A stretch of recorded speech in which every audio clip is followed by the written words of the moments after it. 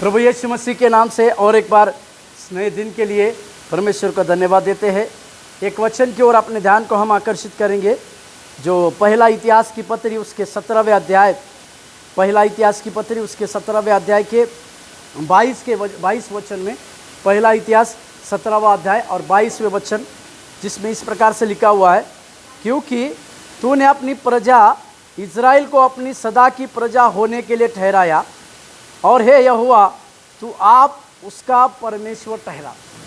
ये बात राजा दाऊद जब नातान नबी के द्वारा उसके किए हुए पापों के बारे में जब उसको बताया जाता है, तो राजा दाऊद परमेश्वर के लिए पापों को स्वीकार कर, पापों को अंगीकार करते हुए इस प्रकार से परमेश्वर की बातों को धन्यवाद देता है।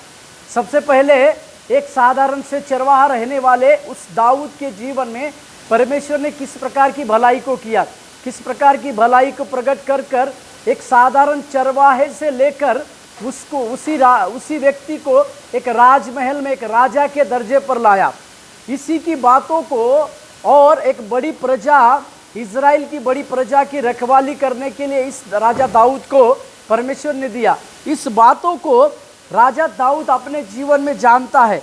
वो इस प्रकार से कहता है कि हे परमेश्वर, तूने अपनी प्रजा इज़राइल के जीवन में, इज़राइल लोगों के जीवन में जो आपकी प्रजा थी, उस प्रजा की सदा रखवाली करने के लिए, सदा उनकी ख्याल रखने के लिए, सदा उनके जीवन की बातों के लिए आपने मुझे योग्य ठहरा। इसी के लिए वो इस प्रकार से लिखता है कि सदा की प्रजा होने के लिए ठहराया। इजरायली लोगों के लिए परमेश्वर ने एक बहुत बड़ी योजना को बनाया था। उस योजना के तहत वो इजरायली लोग उसकी प्रजा हो, इसके लिए परमेश्वर ने उसको सदा के लिए ठहराया था। और आगे लिखता है, वो परमेश्वर सारे इजरायली लोगों का परमेश्वर बनकर भी आगे की ओर चला गया। मेरे प्यारो, इस प्रकार की दाऊद के एक अचंभित करने वाले धन्यवाद की बातों को आप और हम आज सोचने की आवश्यकता है। एक व्यक्ति जिसको परमेश्वर राजा बनाता है, उसके जीवन में एक प्रजा देता है और सदा कार्य के लिए उसी प्रजा को परमेश्वर रखता है।